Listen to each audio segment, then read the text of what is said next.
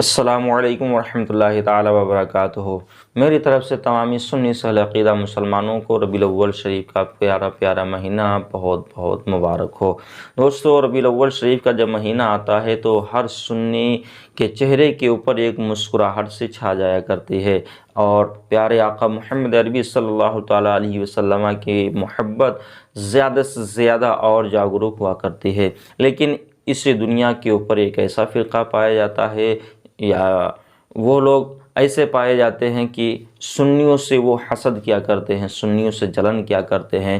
اگر ربیع الاول شریف میں وہ جلوس نکالیں تو اس کے اوپر ان کو برا لگتا ہے، اگر وہ محرم الحرام میں کھچڑا بنوائیں تو برا لگتا ہے، 11ویں شریف میں غوث اعظم رضی اللہ تعالیٰ عنہ کے نام سے اگر وہ بکرے کریں، فاتحہ کرائیں تو انہیں برا لگتا ہے، ان کو جلن ہوا کرتی۔ کتنی جلن یہ ہوا کرتی، کتنی حسد ان کے دلوں کے اندر بھری ہوئی ہے، جس کا اندازہ ہم اور آپ نہیں لگا سکتے۔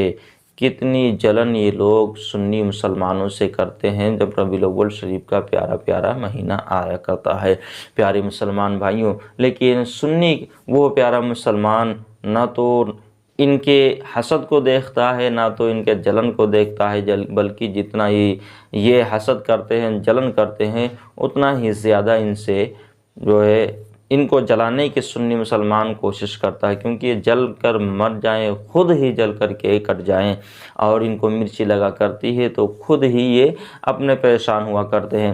دوستو، ربیع الاول شریف کے تعلق سے جو میں بات آپ کو بتانے والا ہوں، بات یہ ہے کہ ربیع الاول کے مہینے کی فضیلت اور رمضان المبارک کے مہینے کی فضیلت، اس میں اگر آپ دیکھیں تو یہاں تلک اس میں علماء حضرات بیان فرماتے ہیں کہ جو یہ ربیع الاول شریف کا مہینہ ہے، اس مہینے کے سامنے رمضان المبارک کے مہینے کی فضیلت کم ہے۔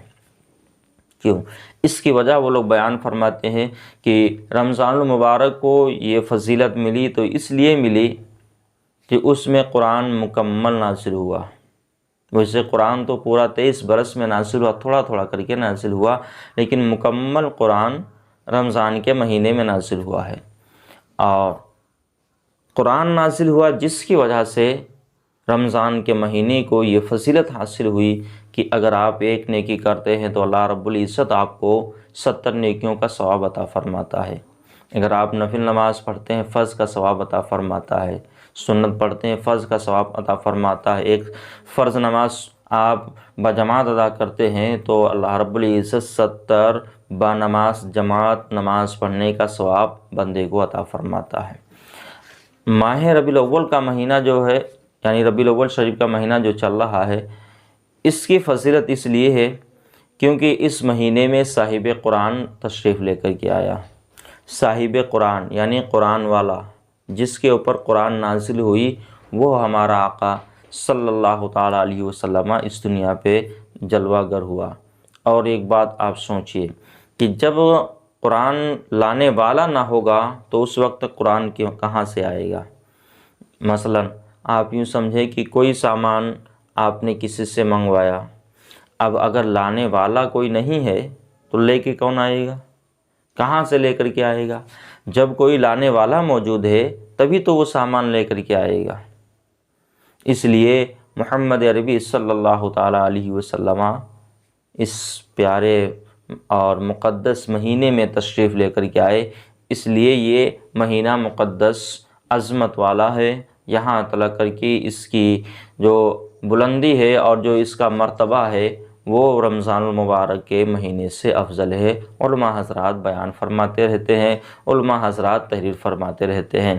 اب بات یہ ہے کہ یہ ربیع الاول شریف کے مہینے میں خوشی منانا کیسا ہے، کہاں سے جائز ہے؟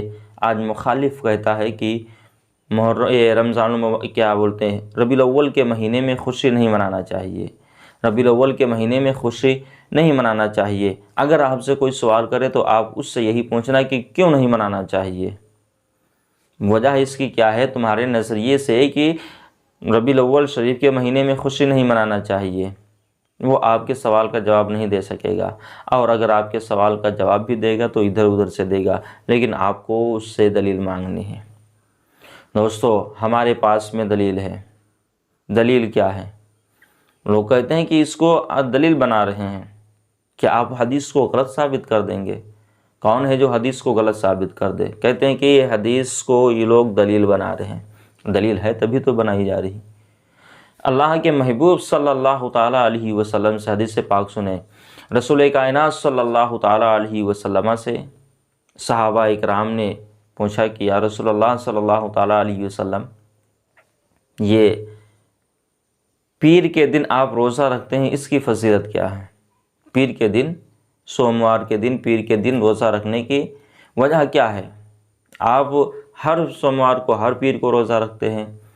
تو اللہ کے محبوب صلی اللہ تعالیٰ علیہ وسلم نے ارشاد فرمایا کہ میں اس لیے اس دن روزہ رکھتا ہوں کیونکہ اس دن میری ولادت ہوئی، اس دن میری پیدائش ہوئی، اس لیے اس دن کو میں روزہ رکھتا ہوں۔ تو یار سوچو، جو نبی صلی اللہ تعالیٰ علیہ وسلم ساری کائنات کا مالک و مختار ہو، ہر ایک چیز کا علم رکھنے والا ہو، وہ نبی اپنی پیدائش کے دن کے اوپر روزہ رکھے، تو کیا ہم اس نبی صلی اللہ تعالیٰ علیہ وسلم کی آمد کی خوشی میں، یعنی پیدائش کی تاریخ پہ ہم کیا خوشیاں نہیں منا سکتے؟ کیا ہم خوشی کا اظہار نہیں کر سکتے؟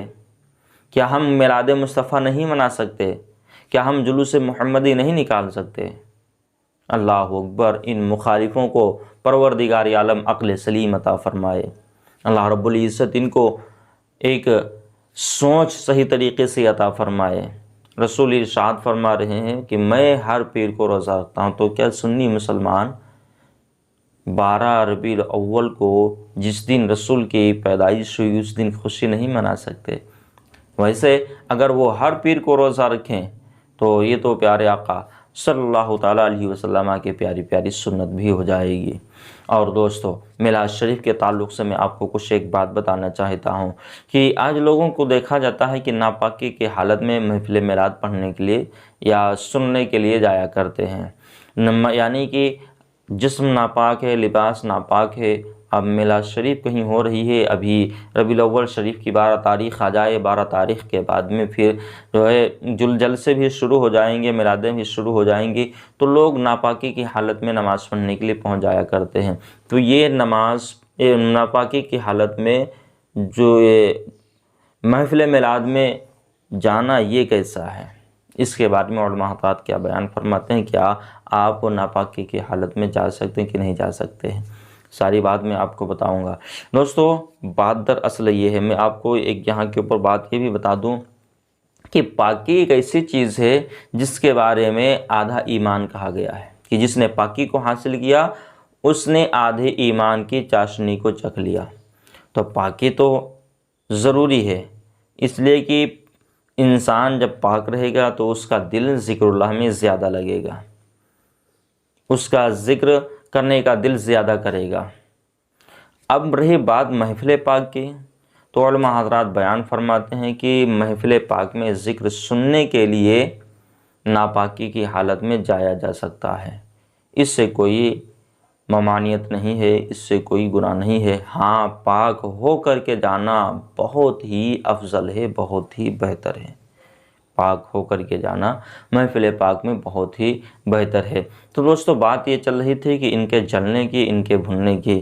یہ لوگ دیکھیے کہ سنی کے لباس کے اوپر اعتراض اٹھاتے ہیں، سنی کی ٹوپی کے اوپر لباس اٹھاتے ہیں، سنی کے داڑھی کے اوپر لباس جو ہے اعتراض اٹھاتے ہیں، سنی اگر جلسہ کرے اس پہ اعتراض اٹھاتے ہیں، اور جو بھی آپ سمجھ لیجئے سنی کام کرے اس کے اوپر ان کا اعتراض ضروری ہے، یہ اعتراض ضرور کرتے ہیں۔ تو پیارے مسلمان بھائیوں، جو حق پہ ہوتا ہے اس کو برا کہنے والے بہت سارے لوگ ہوتے ہیں، اور جب تک کر کے کسی انسان کو برا کہنے والے نہ ہوں تو اس انسان کو خود سوچ لینا چاہیے، کیا میں غلط راستے پر تو نہیں چل رہا ہوں؟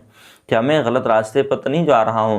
ایک مرتبہ سید شباہت حسین کا پروگرام تھا، ملاقات ہوئی، سید شباہت حسین میاں نے ایک بات بتائی، اور انہوں نے بات یہ کہی کہ اگر کوئی انسان سچائی کے راستے پر چل رہا ہے، اگر کوئی انسان سچائی پہ چل رہا ہے، تو اگر اس کو اس کی بستی میں لوگ برا کہنے والے نہ ہوں تو وہ سوچ لے کہ میں اچھے راستے پر نہیں چل رہا ہوں، اس لیے کہ میں اگر اچھے راستے پہ چلتا تو مجھے برا کہنے والے ضرور ہوتے۔ اسی طریقے سے ایک بزرگ کا بھی قول ہے، وہ اللہ کے نیک بندے تھے، اللہ کے ولی تھے، ایک بستی سے گزر رہے تھے۔ جب ایک بستی سے جا رہے تھے تو وہاں جب پہنچے تو پتہ چلا کہ فلاں شخص کا انتقال ہو گیا ہے۔ ایک بستی سے جب گزر ہوا تو پتہ لگا کہ ایک شخص کا انتقال ہو گیا ہے۔ جب انتقال ہوا تو یہ دیکھیے، بستیوں میں ایک راستہ یا شہروں میں بھی ایسا ہوتا ہے کہ ایک طرف سے راستہ ہوتا ہے شہر کے اندر داخل ہونے کا، ایک طرف نکلنے کا، یعنی کہ دونوں طرف سے راستہ ہوا کرتا ہے۔ یوں سمجھ لیجیے چاروں طرف سے شہر میں راستہ ہوا کرتا ہے۔ وہ اللہ کے ولی بستی میں گھستے ہیں، اندر داخل ہوئے۔ اندر داخل ہونے کے بعد جس انسان کے پاس سے گزرتے، ہر ایک انسان یہی بولتا ہے بڑا اچھا آدمی تھا۔ ہر ایک انسان بولتا ہے بہت ہی اچھا آدمی تھا، بہت ہی خوبصورت آدمی تھا، بڑا ہی اچھا تھا، کوئی خامی اس کے اندر نہ تھی۔ پوری بستی وہ بزرگ گھومتے ہیں۔ پوری بستی گھومنے کے بعد میں پھر وہ کچھ لوگ بیٹھے ہوئے تھے وہاں کے اوپر باتیں کر رہے تھے، وہ بزرگ وہاں پر جاتے ہیں اور جانے کے بعد میں لوگوں سے کہا کہ یہ بتائیے کہ جو شخص انتقال کر گیا ہے یہ کیسا تھا؟ لوگوں نے کہا کہ حضور آپ کہاں سے آئے ہوئے ہیں؟ کہا میرا پتہ آپ بعد میں پوچھیے گا، لیکن پہلے آپ یہ بتائیے کہ یہ مرنے والا کیسا تھا۔ پوری بستی کے لوگ اس کی تعریف کر رہے تھے، وہ چند لوگوں کا گروہ بھی تعریف کرتا ہے کہ وہ شخص بڑا اچھا تھا، حقیقت میں وہ جنتی ہوگا۔ تو وہ بزرگ کہتے ہیں اپنی زبان کو ملحوظ رکھ، اپنی زبان کو خاموش رکھ۔ کیوں؟ اس لیے کہ وہ جنتی نہیں بلکہ وہ جہنمی ہوگا انشاءاللہ۔ اب سارے انسان وہاں کے اوپر جو تھے چونک جاتے ہیں، یہ بندہ کیا کہہ رہا ہے؟ تو اس اللہ والے نے کہا، اللہ کے نیک بندے نے کہا کہ اس انسان نے اپنی زندگی کو اس طریقے سے گزارا کہ کوئی بھی انسان اس کو بستی میں برا کہنے والا نہ تھا، یعنی ہر ایک انسان کی مرضی کے مطابق وہ چلتا تھا۔ اگر کوئی غلط کر رہا ہے تبھی وہ غلط کا ساتھ دیتا، اگر کوئی صحیح کہہ رہا ہے اس کو دیکھتا تو وہ صحیح کا ساتھ دیتا۔ کوئی سود خور ہے، کوئی جوا باز ہے، کوئی شراب نوشی کر رہا ہے، کوئی زناکاری کر رہا، کچھ بھی کر رہا ہو وہ اس کا ساتھ دیا کرتا تھا۔ ساتھ مطلب یہ کہ اس کی ہاں میں ہاں ملایا کرتا تھا، تو گویا کہ یہ بھی اس میں شریک ہوا، تو اس وجہ سے وہ جہنمی ہے۔ اور میں نے پوری بستی گھومی، پوری بستی میں کوئی بھی ایک شخص اس کو برا کہنے والا نہیں ملا، صرف اور صرف اس کی یہی دلیل ہے۔ پوری بستی میں کوئی بھی شخص اس کو برا کہنے والا نہ ملا، جس کی وجہ سے میں یہ سمجھ گیا کہ وہ سب کی ہاں میں ہاں ملایا کرتا تھا، اس لیے وہ جہنمی ہوگا انشاءاللہ۔ تو بات بتانے کی دراصل میں کوشش یہ کر رہا ہوں کہ جو حق کے راستے پر ہوگا، جو صحیح راستے پر ہوگا، اس کو لوگ پکڑنے کی کوشش ضرور کریں گے، اس کو لوگ برا بھلا کہنے کی کوشش ضرور کریں گے اور کہیں گے بھی، لیکن جو حق پہ ہوگا وہ دنیا کے تمام جھنجھٹوں کو چھوڑ کر کے صرف و صرف سیرت مصطفیٰ پہ عمل کرے گا، فرمان مصطفیٰ صلی اللہ تعالیٰ علیہ وسلم پہ عمل کرے گا۔ اب یہ لوگ بولتے ہیں کہ یہ رسول کے زمانے میں نہیں تھا، یہ رسول کے زمانے میں نہیں تھا، یہ رسول کے زمانے میں نہیں تھا، اس طریقے سے باتیں بولتے ہیں۔ ایک لال رومال کے بارے میں آپ نے سنا ہی ہوگا، اللہ اکبر، اتنا خبیث وہ شخص ہے، اتنا حرام خور وہ شخص ہے کہ اس کا ایک ویڈیو میں نے دیکھا تھا، وہ ٹوپی اس طریقے سے رومال اوڑھے ہوئے ہے، لال رومال، اس کو جس کو علامہ نقشبندی رحمۃ اللہ، حضرت علامہ نقشبندی صاحب سے ملاقات ہوتی ہے مدینہ شریف میں، اور پھر اس کو ذلیل خوار کیا، اس طریقے سے ذلیل کیا تھا کہ اس کا پورا دیش تھو تھو کر رہا تھا، اس کے اوپر لعنت کر رہا تھا، اس کے اوپر لعنتیں برسا رہا تھا۔ اس نے کہا مجھے تو رسول اللہ صلی اللہ علیہ وسلم کا حدیث، رسول اللہ صلی اللہ علیہ وسلم کی حدیث پیاری ہے، رسول اللہ صلی اللہ علیہ وسلم کا قول و فعل پیارا ہے، میں ربیع الاول کی خوشی نہیں مناتا ہوں کہ ہاں کہاں سے ثابت ہے، کیا ہوا کیا نہیں۔ ایک بات وہ یہ بھی پڑھتا ہے، ویڈیو میں فیس بک پہ اس کا ویڈیو پڑا ہوا تھا کہ رسول اللہ صلی اللہ تعالیٰ علیہ وسلم جب مکۃ المکرمہ سے آپ ہجرت کر کے مدینہ المنورہ تشریف لے کر کے جاتے ہیں تو مدینہ والوں نے پوری گلیوں کو سجایا تھا، پوری بستی کو سجا دیا تھا، اور عورتوں نے دف بجا کر کے رسول اللہ صلی اللہ تعالیٰ، بچیوں نے دف بجا کر کے رسول اللہ صلی اللہ تعالیٰ علیہ وسلم کا استقبال کیا تھا۔ تو تو وہ یہ کہتا ہے کہ یہ انہوں نے کیا تھا، ہم کیوں کریں؟ انہوں نے کیا تھا، معاذ اللہ ہم کیوں کریں، کیونکہ وہ ابھی مسلمان نہیں ہوئے تھے۔ اللہ اکبر، کہہ رہا ہے کہ وہ اس وقت مسلمان نہیں ہوئے تھے، جب سے مسلمان ہو گئے تب سے انہوں نے بند کر دیا۔ توبہ توبہ، استغفر اللہ۔ رسول کی آمد کی خوشی میں غیر خوشیاں منائے تو ٹھیک ہے، اگر رسول اللہ کے چاہنے والے ہی خوشیاں منائے تو یہ غلط ہے۔ رسول اللہ صلی اللہ علیہ وسلم کے ماننے ہی والے ذکر خیر کریں تو یہ غلط ہے۔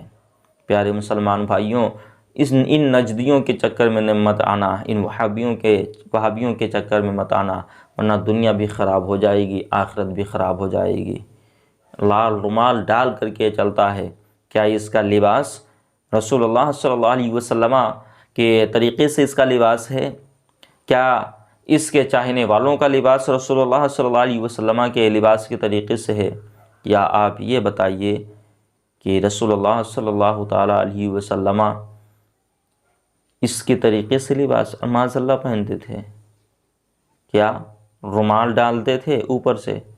پیارے آقا صلی اللہ تعالیٰ علیہ وسلم کی پیاری پیاری سنت ہے امامہ باندھنے کی، امامہ باندھا جائے۔ میرے بولنے میں جو بھی لغزشیں، خطائیں، غلطیاں ہوئی ہوں، مولا کریم اپنے حبیب ہمارے آقا محمد عربی صلی اللہ علیہ وسلم کے صدقۃ و فیض سے معاف فرمائے، اور ہم تمامی مسلمانوں کو نیک اعمال کرنے کی توفیق عطا فرمائے، ان حرام خوروں سے بچنے کی توفیق و رفیق عطا فرمائے۔ استغفر اللہ ربی من کل ذنب واتوب الیہ۔ السلام علیکم ورحمۃ اللہ تعالی وبرکاتہ۔